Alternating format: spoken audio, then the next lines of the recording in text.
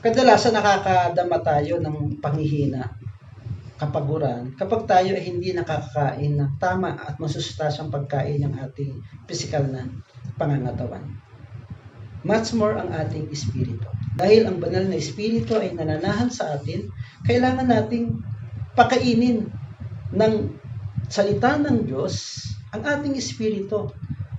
At kapag hindi natin yan nagagawa, tayo din ay nanghihina.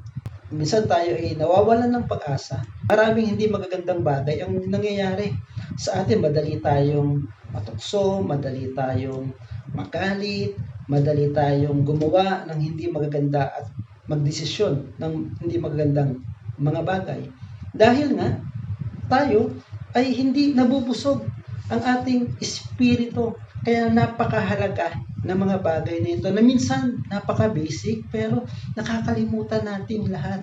Dahil sa ating pagbabasa ng kanyang mga salita, inaalala natin, sinasariwa ang kabutihan ng Diyos, sinasariwa natin ang kanyang mga pangako na dapat nating panghawakan. At dahil dito tayo ay lalako, tayo ay lalakas, tayo ay makakapagpatuloy na mabuhay. Sabi nga sa salita ng Diyos sa Mateo chapter 4, verse 4, sinabi ng Panginoon na hindi lamang sa tinapay nabubuhay ang tao, kundi sa bawat salitang nagmumula sa bibig ng Diyos.